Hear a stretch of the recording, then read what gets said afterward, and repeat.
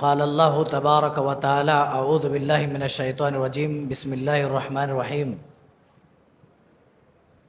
یعتذرون الیکم اذا رجعتم الیہم قل لا تعتذروا لن نؤمن لکم قد نبأنا اللہ من اخبارکم۔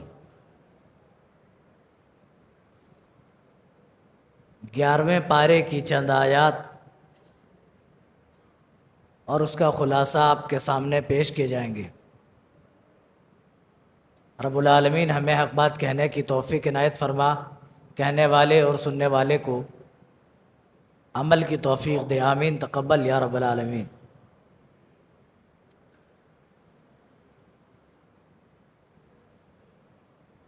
اس پارے کا آغاز اسی آیت کریمہ سے ہوتی ہے جو ابھی ہم نے آپ کے بیچ پڑھی ہے۔ یعتذرون الیکم اذا رجعتم الیہم، کہ وہ لوگ آپ کے سامنے جب آپ ان کے یہاں جائیں گے تو آپ کے سامنے یہ لوگ عذر پیش کریں گے۔ کس چیز کی عذر؟ در حقیقت ان منافقین کا بیان کیا جا رہا ہے جو لوگ غزوہ تبوک میں پیچھے رہے۔ کچھ مومنین بھی تھے جو اپنی تساہلی کی وجہ سے، اپنی سستی اور کاہلی کی وجہ سے پیچھے رہے، لیکن اپنے دعوے ایمان میں وہ سچے تھے۔ دل کے اندر کوئی کجی، دل کے اندر کوئی برائی نہیں تھی، لیکن یہاں ان منافقین کے بارے میں کہا جا رہا ہے جن کے دل کے اندر کفر و نفاق تھا، کہ جب آپ لوٹ کر ان کے پاس جائیں گے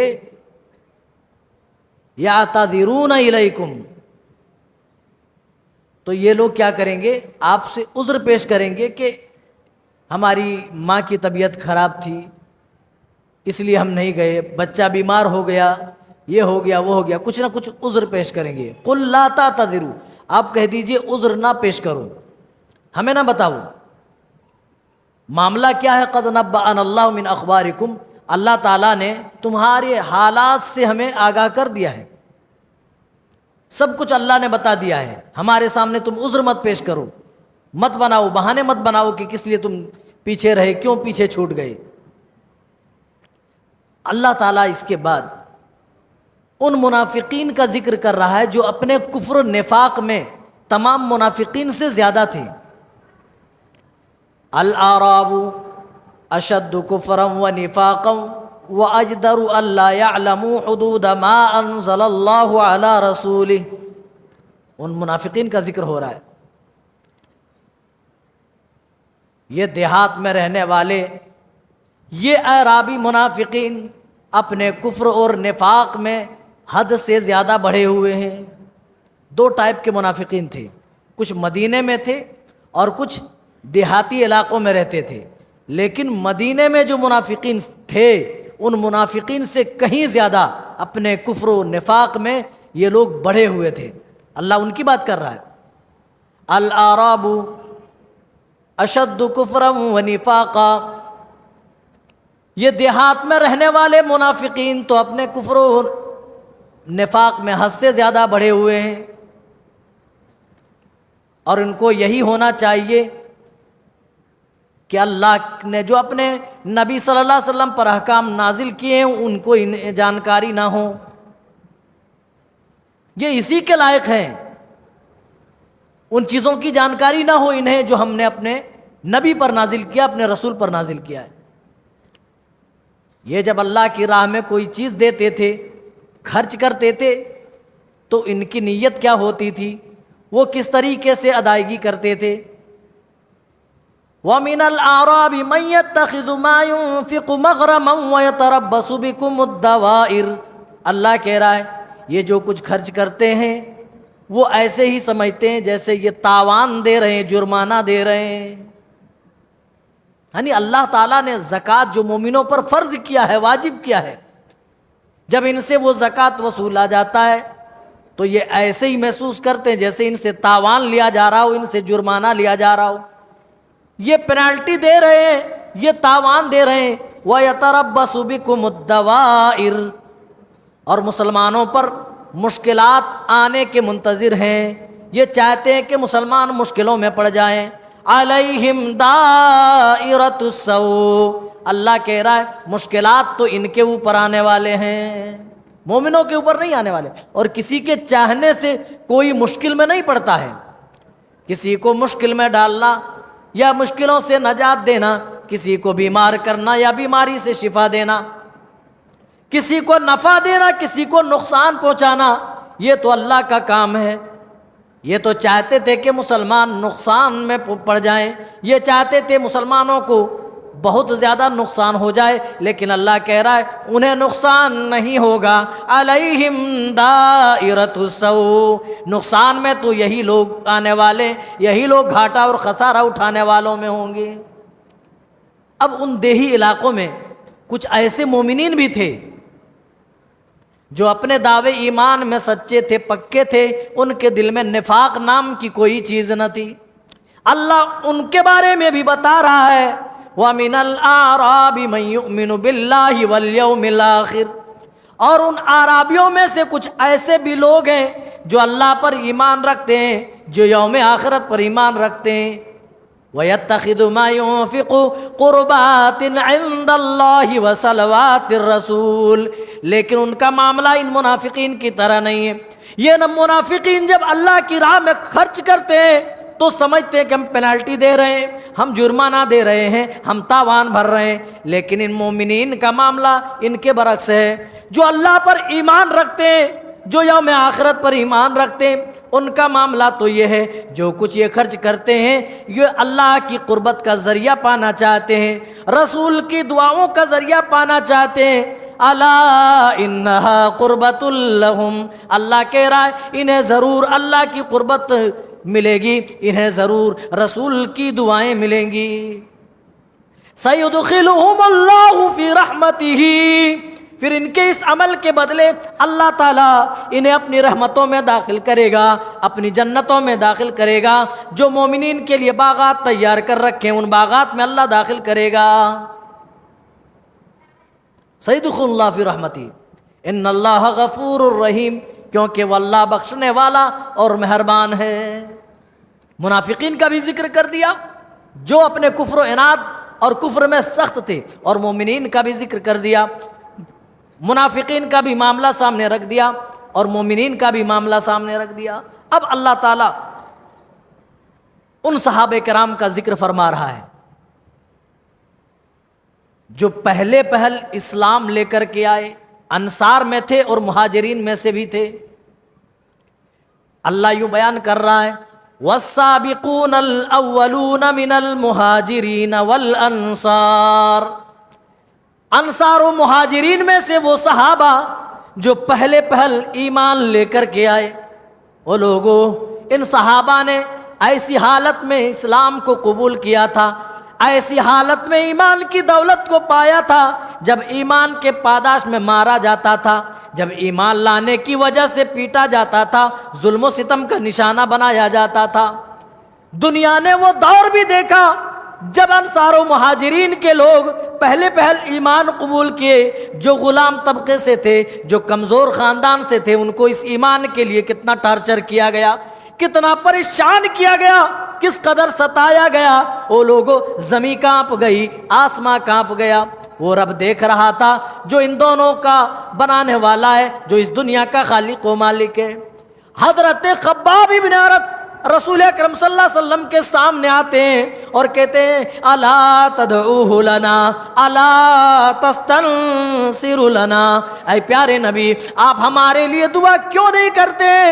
آج یہ مسلمان مارے جا رہے ہیں، ان کو ظلم و ستم کا نشانہ بنایا جا رہا ہے، ان کے اوپر اذیتوں کے پہاڑ توڑے جا رہے ہیں۔ اللہ کے رسول الا تدعوہ لنا، آپ ہمارے لیے دعا کیوں نہیں کرتے؟ الا تستنصر لنا، ہمارے لیے مدد کی گہار اللہ تعالیٰ کے سامنے آپ کیوں نہیں لگاتے ہیں؟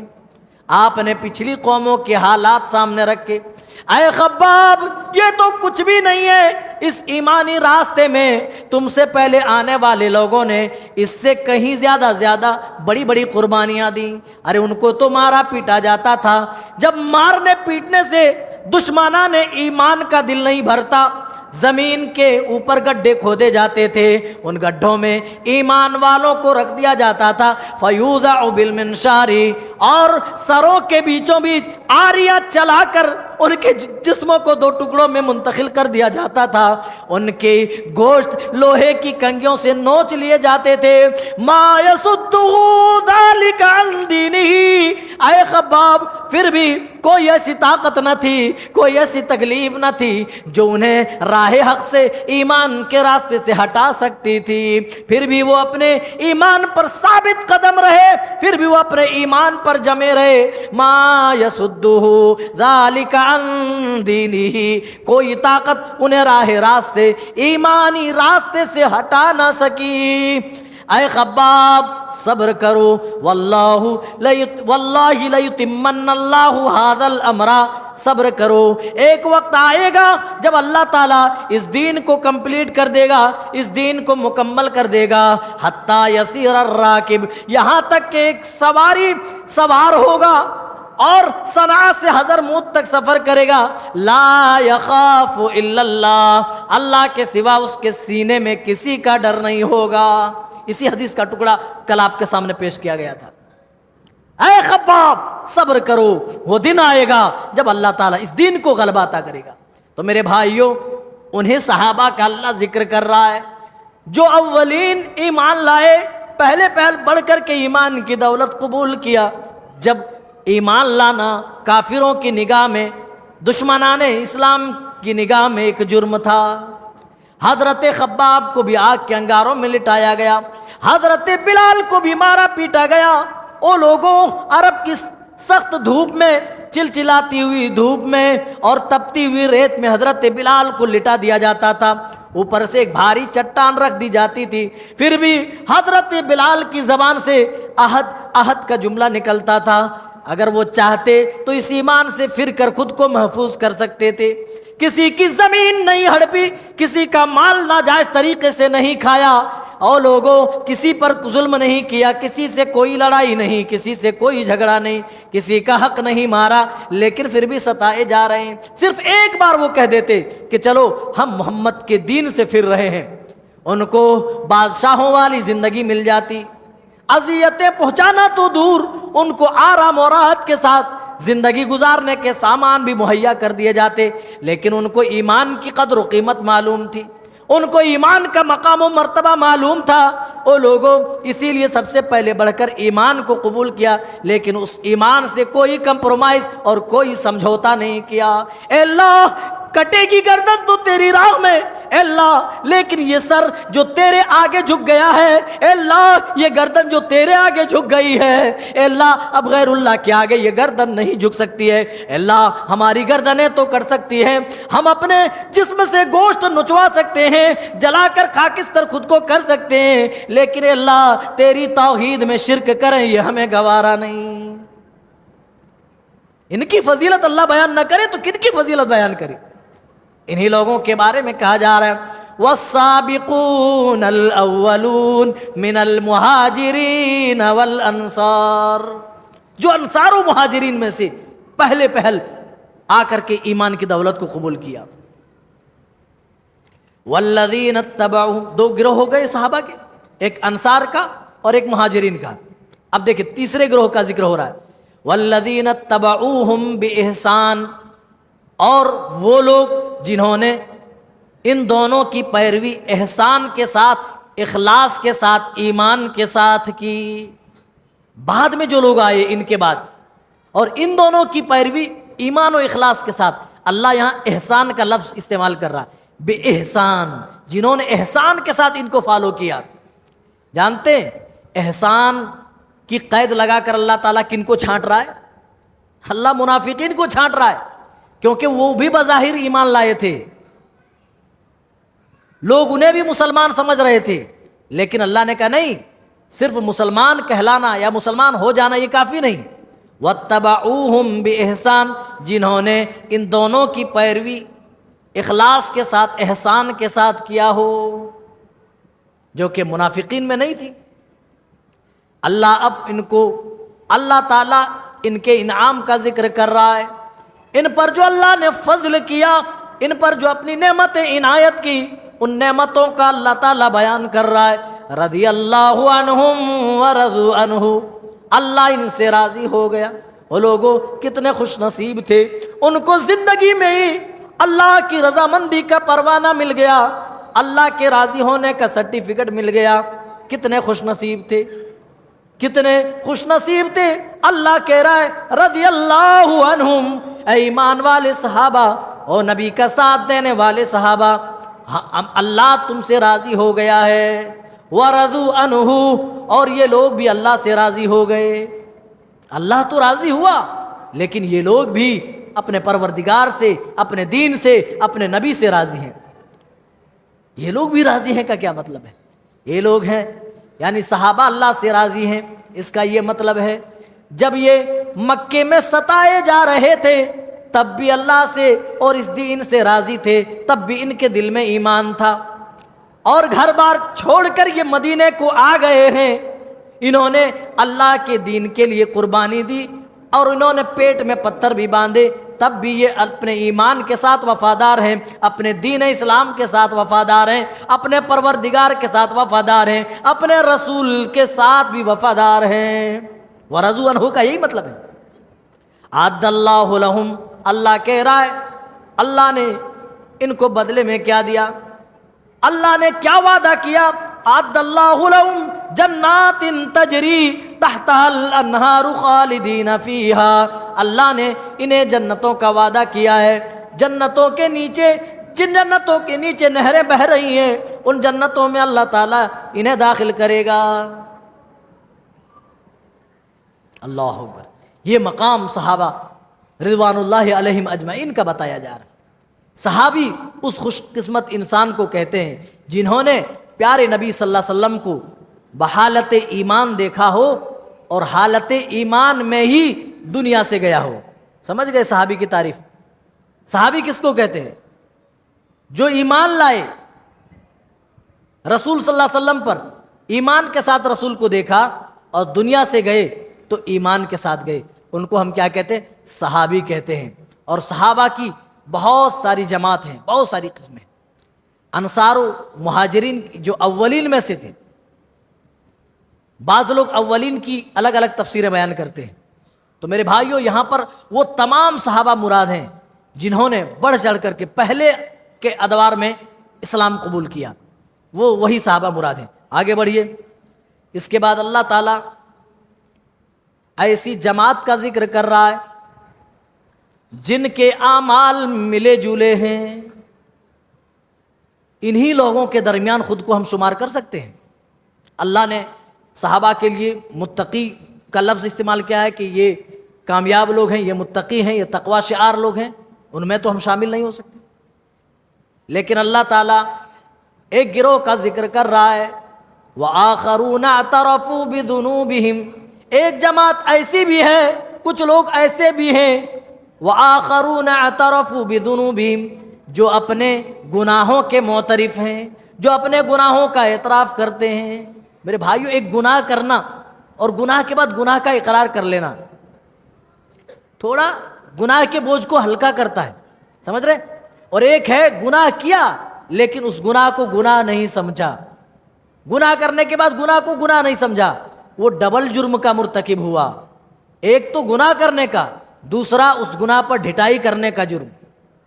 لیکن یہ وہ لوگ ہیں جن سے خطائیں تو ہوئیں، جن سے غلطیاں تو ہوئیں، لیکن ان غلطیوں کا وہ اعتراف کرنے والے ہیں۔ اللہ وہی کہہ رہا ہے وَآخَرُونَ اعْتَرَفُوا بِذُنُوبِهِمْ خَلَطُوا عَمَلًا صَالِحًا وَآخَرَ سَيِّئًا، ایسے لوگ ہیں جو اپنے گناہوں کے معترف ہیں، جو اپنے گناہوں کا اعتراف کرتے ہیں، اے میرے پروردگار، ہاں ہم سے خطائیں ہوئی ہیں، ہم سے غلطیاں ہوئی ہیں، اے اللہ ہاں ہم تیرے دربار کے مجرم ہیں۔ اللہ کہہ رہا ہے خَلَطُوا عَمَلًا صَالِحًا وَآخَرَ سَيِّئًا، کچھ اچھے اعمال بھی ہیں تو کچھ برے اعمال ہیں، کچھ برے ہیں تو کچھ اچھے بھی ہیں، خَلَطُوا، ان کے اعمال مکس ہیں۔ عَسَى اللَّهُ أَن يَتُوبَ عَلَيْهِمْ، اور قریب ہے کہ اللہ تعالیٰ ان کی خطاؤں کو، ان کی توبہ کو قبول کرے، ان کی خطاؤں کو درگزر کر دے۔ اور جب اللہ کے بارے میں امید استعمال کیا جائے تو وہ کیا ہے؟ حقیقی معنی میں استعمال ہوتا ہے کہ امید ہے کہ اللہ معاف کرے۔ یہ تو ہم اپنے بارے میں کہیں گے کہ ہو سکتا ہے کہ نہ ہو سکتا ہے کہ ہو جائے، ایسا نہیں۔ جب اللہ کسی کے بارے میں امید دلائے تو وہ حقیقت ہے کہ ایسا ہوگا۔ اللہ تعالیٰ ان کے گناہوں کو، جن کے اعمال غلط ملت ہیں، کچھ اچھے ہیں کچھ برے ہیں، اللہ ان کی خطاؤں کو، ان کے گناہوں کو اللہ معاف کرے گا۔ اللہ خود کہہ رہا ہے عَسَى اللَّهُ أَن يَتُوبَ عَلَيْهِمْ، قریب ہے کہ اللہ تعالیٰ ان کی خطاؤں کو معاف کر دے گا، ان کے گناہوں کو اللہ تعالیٰ بخش دے گا، ان کے گناہوں کو اللہ تعالیٰ معاف فرما دے گا۔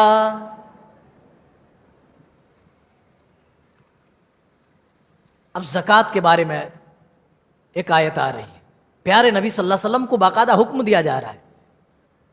میرے بھائیوں، اسلام کے 5 بنیادی چیزیں ہیں، 5 بنیادی چیزیں۔ ان 5 بنیادی چیزوں میں ایک زکوٰۃ کی ادائیگی بھی ہے۔ اگر استطاعت ہونے کے باوجود، صاحب نصاب ہونے کے باوجود بھی کوئی اپنے مالوں کی زکوٰۃ نہیں دیتا، اللہ کی قسم اللہ کے یہاں وہ مجرم قرار پائے گا۔ اللہ تعالیٰ اپنے پیارے نبی کو حکم دے رہا ہے، خذ من اموالہم صدقۃ تطہرہم وتزکیہم بہا وصل علیہم ان صلاتک سکن لہم۔ اے میرے پیارے نبی، ان سے آپ صدقات لے لیجئے۔ یہاں صدقات سے مراد زکوٰۃ کے مال ہیں۔ قرآن میں صدقہ کا لفظ زکوٰۃ کے لیے بھی استعمال کیا گیا ہے۔ خذ من اموالہم صدقۃ تطہرہم وتزکیہم بہا، ان سے زکوٰۃ کا مال لے لیجئے، زکوٰۃ کا مال وصول لیجئے، اور اس کے ذریعے آپ ان کو پاک و صاف کر دیجئے، ان کا تزکیہ کر دیجئے۔ پتہ یہ چلا زکوٰۃ نہ دینا گویا کہ اپنے مالوں میں میل کچیل جمع کرنا ہے، اور جو اپنے مالوں میں زکوٰۃ کی ادائیگی کر دیتا ہے وہ اپنے مال کو اور خود کو پاک و صاف کر لیتا ہے، کیونکہ پیارے نبی کو اللہ تعالیٰ حکم دے رہا ہے، اے میرے نبی آپ ان سے زکوٰۃ کا مال وصول لیجئے، آپ ان سے صدقات لے لیجئے، اور ان کو اور ان کے مالوں کو پاک و صاف کر دیجئے۔ وصلی علیہم، اور آپ ان کے لیے دعا بھی فرمائیے، آپ ان کے لیے دعا کیجئے۔ ان صلاتک سکن لہم، کیونکہ آپ کی دعا ان کے لیے تسکین کا باعث ہوگی۔ آپ دعا کریں گے تو ان کو کہیں نہ کہیں سکون ملے گا۔ ہر آدمی چاہتا ہے کہ اس کے پیچھے کوئی دعا کرے۔ بعض دفعہ ہم کسی دوسرے کو بولتے بھی ہیں، یار ہمارے لیے دعا کرنا۔ جب ہم جدا ہوتے کہیں جاتے ہیں تو کہتے ہیں یار دعا میں یاد رکھنا، میرے لیے دعا کرنا، خصوصی میرے لیے دعا کرنا، اس طرح کے الفاظ کہتے ہیں۔ اللہ کے نبی کو بھی حکم دیا جا رہا ہے، اے نبی جب یہ مکمل طور پر زکوٰۃ کی ادائیگی کر دیں تو آپ ان کے لیے دعا کریں، اور دعا کے لیے آپ ہاتھ اٹھا دیں۔ ان صلاتک، اور دعا کا فائدہ بتایا جا رہا ہے، ان صلاتک سکن لہم، آپ جب دعا کریں گے آپ کی دعا کی وجہ سے ان کے دلوں میں تسکین ہوگی، ان کے دلوں کو سکون ملے گا، تاکہ اور اچھے طریقے سے یہ زکوٰۃ کی ادائیگی کر سکیں۔ میرے بھائیوں، ہم مسلمانوں میں بھی کچھ طبقے ایسے ہیں، کچھ لوگ ایسے ہیں جو زکوٰۃ کو اپنے اوپر بوجھ سمجھتے ہیں۔ وہ حکومت کو ادا کر دیں گے، ٹیکس ادا کر دیں گے، لاکھوں روپے ہزاروں روپے، اللہ تعالیٰ صرف 2.5% کا مطالبہ کرتا ہے۔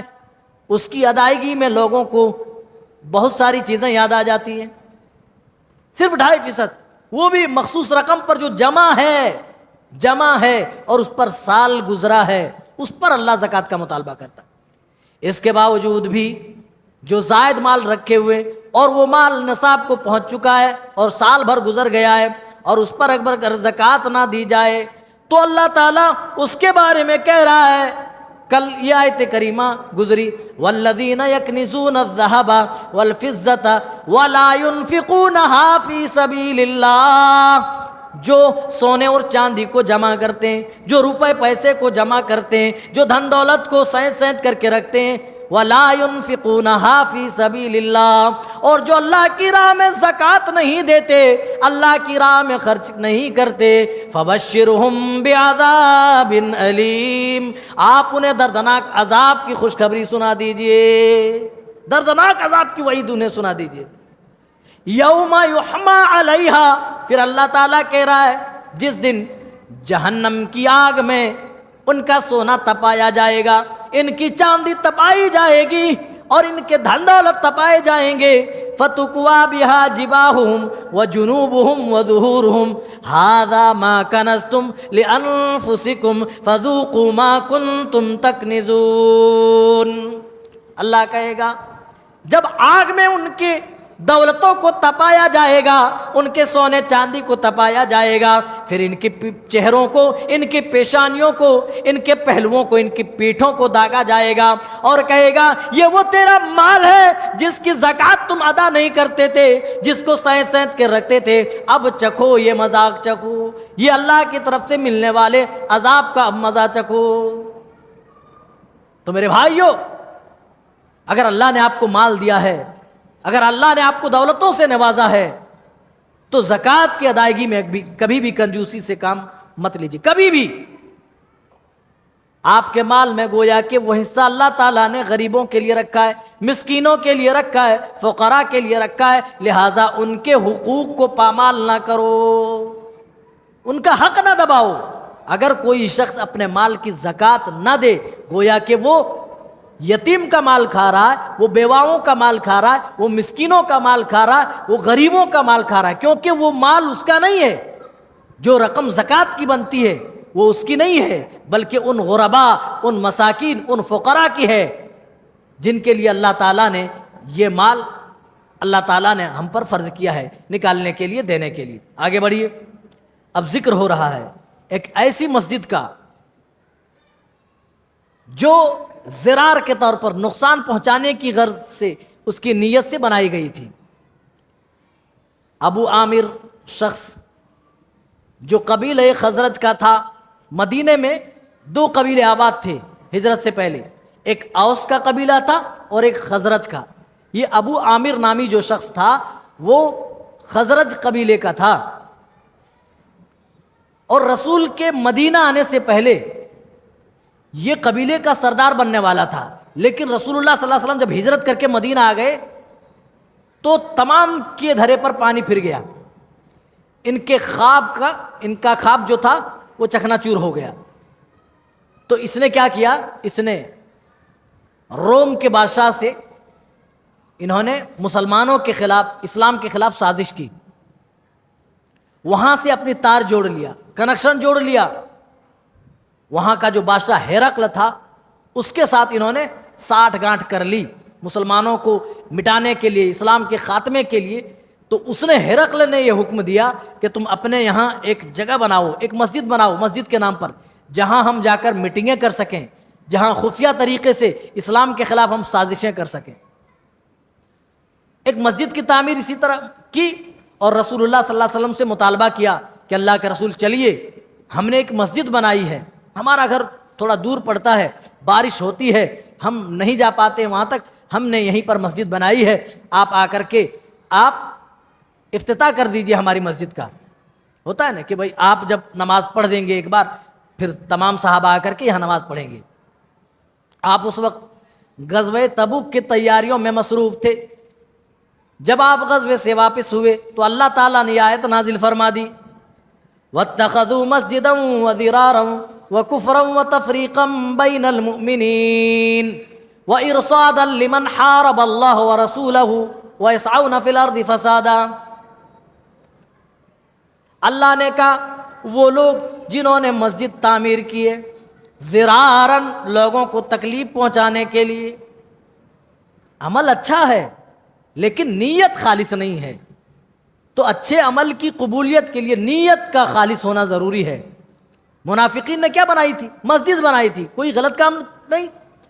پیارے نبی نے تو مسجد کی تعمیر کے تعلق سے فرمایا، من بنا للہ مسجدن بن اللہ لہ بیتن فی الجنہ، جو دنیا میں اس کا گھر بنائے گا، اس کے گھر کی جو تعمیر کرے گا، جو اس کے گھر کی دیکھ ریکھ کرے گا، جو ذمہ داری اٹھائے گا، اللہ تعالیٰ اس کے لیے جنت میں گھر بنائے گا۔ اور منافقین بھی مسجد بنا رہے، اللہ کا گھر بنا رہے، لیکن نیت کیا تھی؟ اللہ نے اس نیت کو اجاگر کیا۔ زراراً، نقصان پہنچانا چاہتے ہیں۔ لتفریقا بین المؤمنین، اس غرض سے یہ بنا رہے ہیں تاکہ مومنوں کے درمیان اختلاف ہو جائے، تفریق پیدا کرنے کے لیے، دوری پیدا کرنے کے لیے مسجد کی تعمیر کر رہے ہیں۔ ان کے دل میں اخلاص نہیں ہے، خلوص و للہیت نہیں ہے، یہ مقصد نہیں ہے کہ یہاں پر اللہ کے دین کی باتیں ہوگی، اسلام کی نشر و اشاعت ہوگی، لوگ عبادتیں کریں گے، یہ مقصد نہیں ہے، بلکہ مقصد کیا ہے؟ تفریقا بین المؤمنین، مومنین کے درمیان اختلافات پیدا کرنے کے لیے، نقصان پہنچانے کے لیے، وَإِرْصَادًا لِمَنْ حَارَبَ اللَّهَ وَرَسُولَهُ، اور ان لوگوں کو پناہ دینے کی نیت سے یہ بنا رہے ہیں جس نے اللہ اور اس کے رسول سے جنگ کیا ہے۔ اللہ اکبر، اتنی بڑی ساٹھ گانٹ انہوں نے ہرقل جو روم کا بادشاہ تھا اس سے کر لی تھی۔ پیارے نبی صلی اللہ علیہ وسلم ابھی غزوہ تبوک سے واپس ہو رہے، آپ جا رہے تھے، آپ نے کہا تھا جب میں غزوہ تبوک سے واپس آؤں گا تو میں نماز پڑھ دوں گا، تب میں نماز پڑھ لوں گا، تب میں تمہاری مسجد کا افتتاح کر دوں گا۔ اللہ تعالیٰ نے راستے میں ہی آپ پر وحی نازل فرما دی، یہی آیت والذین اتخذوا مسجدا وضرارا وکفرا وتفریقا بین المؤمنین۔ اے میرے نبی، یہ وہ مسجد نہیں ہے، یہ وہ مسجد نہیں ہے جس میں رب کی عبادت کی جاتی ہے، یہ وہ مسجد نہیں ہے جہاں سے دین کا کام کیا جاتا ہے، جہاں لوگوں کے دلوں کو جوڑا جاتا ہے۔ ضرارن، یہ تو مسجد ضرار ہے، یہ تو تکلیف پہنچانے کے لیے، یہ تو آپس میں تفرقہ ڈالنے کے لیے، مومنوں کو نقصان پہنچانے کے لیے، اللہ اور اس کے رسول کے دشمنوں کو پناہ دینے کے لیے تعمیر کی گئی ہے۔ فلا تقم علی، آپ وہاں کھڑے مت ہوئیے، آپ کھڑا مت ہوئیے وہاں جا کر کے۔ پیارے نبی صلی اللہ علیہ وسلم نے وہاں جانا تو دور، اپنے چند صحابہ کو بھیجا اور جا کر کے وہ مسجد گروا دی، توڑ پھوڑ دی۔ تو پتہ یہ چلا اگر کوئی اچھا کام بھی غلط ارادے سے کرے تو اس کا وہ اچھا کام کسی کام کا نہیں ہے، وہ خراب کر ڈالنے کے لائق ہے، وہ توڑ پھوڑ ڈالنے کے لائق ہے۔ پیارے نبی صلی اللہ علیہ وسلم نے اپنے چند صحابہ کو بھیج کر ان کی جو مسجد تھی سب ملیا میٹ کر دی، ختم کر دی۔ اب جنگ تبوک کی باری آ رہی ہے۔ جنگ تبوک میرے بھائیوں ایسی حالت میں واقع ہوئی تھی، نہایت تنگ دامانی کے عالم میں نبی اور نبی کے صحابہ تھے، اور کھجور بھی پکنے کا موسم تھا، گرمیوں کا سخت سیزن تھا۔ اللہ تعالیٰ یوں بیان کر رہا ہے ما کان للنبی والذین آمنوا لقد تاب اللہ علی النبی والمہاجرین والانصار۔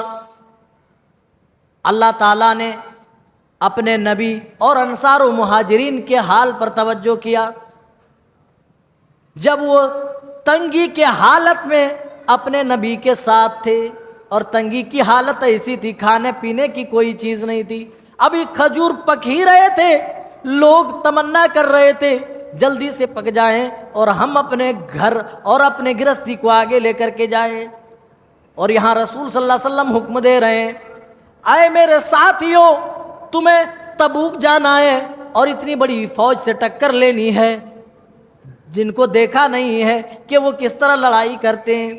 دنیا کے سب سے زیادہ طاقتور جو اس وقت سپر پاور تھی ان سے ٹکر لینے کی بات ہے، اور 800 کلومیٹر پیدل سفر کر کے جانا ہے۔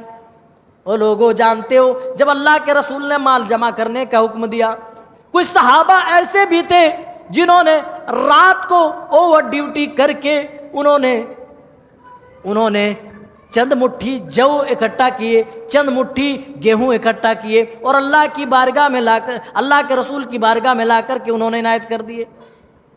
منافقین نے مذاق اڑایا، کہا یہ دیکھو مٹھی بھر جاؤ اور مٹھی بھر گیہوں لے کر اسلام کی خدمت کرنے کے لیے آئے۔ اللہ کے رسول نے فرمایا ان کی مٹھی بھر جاؤ کی طرف مت دیکھو، مٹھی بھر گیہوں کی طرف مت دیکھو، ان کے دل کے اندر جو تڑپ ہے، جو اسلام کے تئیں جو الفت و محبت ہے اس کو دیکھو۔ اسی لیے پیارے نبی صلی اللہ علیہ وسلم نے فرمایا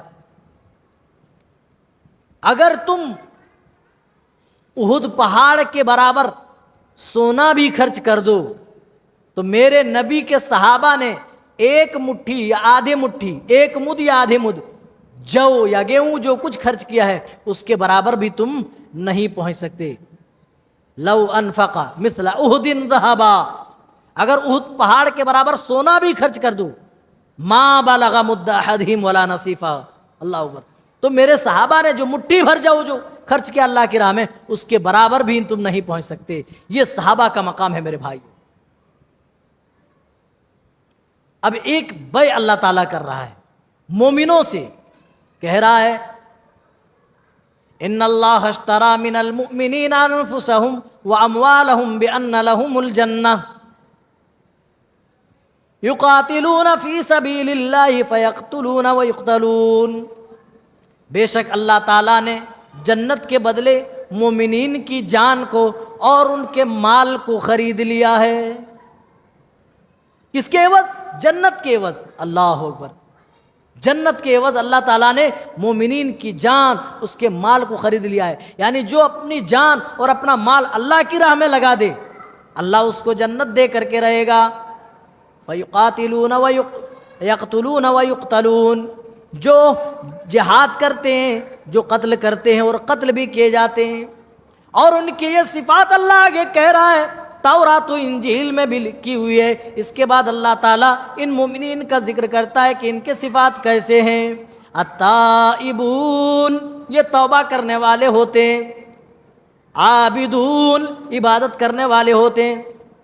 حامدون، یہ اللہ کی مدح و ثنا، اس کی کبریائی، اس کی بڑائی بیان کرنے والے ہوتے ہیں. السائحون، روزہ رکھنے والے ہوتے ہیں یا اللہ کی راہ میں سفر کرنے والے ہوتے ہیں. الراکعون، یہ رکوع کرنے والے ہوتے ہیں. والساجدون، یہ سجدے کرنے والے ہوتے ہیں.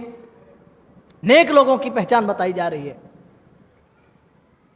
اور جو لوگ غزوہ تبوک میں پیچھے رہ گئے ان کے بارے میں بھی اللہ تعالیٰ بیان کر رہا ہے. غزوہ تبوک میں پیچھے رہنے والے کل 6 لوگ تھے، 9 لوگ تھے. ان میں سے 3 لوگ جنہوں نے اپنا عذر ڈائریکٹ بیان کر دیا، اللہ کے رسول ہمارے پاس کوئی عذر نہیں ہے. منافقین کے علاوہ کی بات ہو رہی ہے. مومنین میں سے جو اپنی سستی اور کاہلی کی وجہ سے پیچھے رہ گئے تھے، کتنے لوگ تھے؟ 9. 6 لوگوں نے کیا کیا؟ خود کو مسجد ستون سے باندھ دیا اور کہا کہ تب تک ہم خود کو آزاد نہ کریں گے جب تک اللہ تعالیٰ ہمارے لیے معافی کا اعلان اپنے قرآن پاک میں نازل اپنے نبی پر نہیں کر دے گا. مسجد نبوی کے ستونوں سے باندھ. کیسے لوگ تھے اللہ اکبر. اگر ان سے جانے انجانے میں خطا ہو جاتی تھی، غلطی ہو جاتی تھی، تو کس طرح اس غلطی پر نادم ہوتے تھے. نادم ہونے کا طریقہ تو دیکھو. پیارے نبی تک جب یہ خبر گئی تو پیارے نبی صلی اللہ علیہ وسلم نے فرمایا ان لوگوں نے اپنے معاملے میں جلدی سے کام لیا ہے، اس طرح انہیں نہیں کرنا چاہیے. بہرحال کچھ دنوں تک وہ بھوکے پیاسے رہے کہ ہم کھانا نہیں کھائیں گے، ہم پانی نہیں پئیں گے، ہم خود کو مسجد نبوی کے ستونوں سے اسی طرح باندھ کر کے رکھیں گے جب تک اللہ تعالی ہماری معافی کا اعلان اپنے نبی پر نازل نہیں کر دیتا. بغیر کھائے پیے او لوگوں 2-3 دن انہوں نے گزار دیے. اللہ تعالیٰ نے ان کے ایمان کا امتحان لے لیا، جانچ لیا، دیکھ لیا. اللہ تعالیٰ نے دیکھ لیا کہ ان کا ایمان تقوی سے معمور ہے. معافی کا اعلان اللہ تعالیٰ نے نازل کر دیا. اور یہ 3 لوگ جنہوں نے ڈائریکٹ کہہ دیا اللہ کے رسول ہمارے پاس مال بھی تھا، سواری بھی تھی، وقت بھی تھا، اس کے باوجود بھی ہم سستی اور کاہلی کی وجہ سے ہم نہیں جا سکے. دل میں تمنا ہو رہی تھی کہ کچھ بات بول کر کے خود کو بچا لیں، لیکن نہیں. ان کو معلوم تھا کہ اللہ تعالیٰ 7 آسمانوں کے اوپر سے رسول کو مطلع کر دے گا، باخبر کر دے گا. رسول اکرم صلی اللہ علیہ وسلم نے حکم دیا ان 3 لوگوں سے کوئی بات چیت نہ کرے گا. پوری بستی بالکل ان سے الگ تھلگ ہو گئی، کوئی بات کرنے کو تیار نہیں. لوگ السلام علیکم کہہ رہے ہیں تو لوگ منہ ایسے پھیر کر کے ادھر چلے جا رہے ہیں. کہتے ہیں کہ بڑی مشکلات کے ساتھ ہماری زندگی کٹ رہی تھی. 40 دن گزر گئے. کتنے؟ 40 دن. اور کون تھے؟ کسی کو نام معلوم ہے؟ یہ 3 لوگ کون تھے؟ نوجوان بھائی ہمارے بتائیں. مکہ میں کتنے حروف ہیں؟ میم کاف ہا ہے نا. تو میم سے مرارہ بن کعب، مرارہ بن ربی، اور کاف کعب بن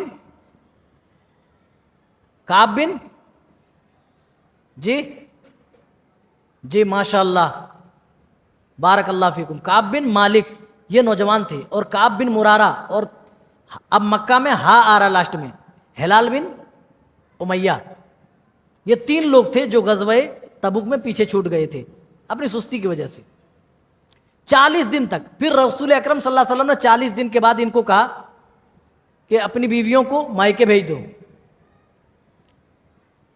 ہلال بن امیہ جو تھے وہ بوڑھے ہو گئے تھے، ان کی بیوی آئی کہنے لگی اللہ کے رسول اگر میں چلی جاؤں گی تو یہ اپنا خیال نہیں رکھ پائے گا، یہ اپنا خیال بھی نہیں رکھ پائے گا۔ تو ان کو رسول اللہ صلی اللہ علیہ وسلم نے اجازت دی کہ تم ان کے ساتھ رہ سکتے ہو، لیکن کعب بن مالک جو تھے کہا نہیں میں یہ چھوٹ نہیں لے سکتا، اپنی بیوی بھیج دی۔ اللہ اکبر۔ اس کے بعد ایک دن یہ اپنے گھر کی چھت پر نماز پڑھ رہے تھے، کوئی شخص آیا اور کہا کہ اے کعب خوش ہو جاؤ، اللہ تعالیٰ نے تمہارے لیے معافی کا اعلان کر دیا ہے۔ کہتے ہیں کہ اس دن میں خوشی سے اس طرح فرحت سے میں جھوم گیا۔ پیارے نبی صلی اللہ علیہ وسلم کے پاس آئے تو آپ نے بھی وہی کہا اے کعب تیرے لیے آج سب سے بڑی خوشی اور فرحت کا دن ہے۔ کہتے ہیں کہ جس نے مجھے یہ خبر پہنچائی تھی، میرے پاس اس وقت کچھ نہیں تھا، ایک پھوٹی کوڑی بھی نہیں تھا، میں جو کپڑا پہنا ہوا تھا اس کو اتارا، اس کو گفٹ میں دے دیا، اس کو انعام میں دے دیا۔ میرے بھائیوں یہ چند باتیں تھی، وقت ہو چلا ہے، انشاءاللہ اگلی باتیں کوشش کریں گے کہ 12ویں پارے میں ذکر کریں۔ اللہ تعالیٰ ہم تمام کو نیک سمجھ اور اچھے اعمال کی توفیق عنایت فرماوے، آمین۔ والسلام علیکم ورحمۃ اللہ وبرکاتہ۔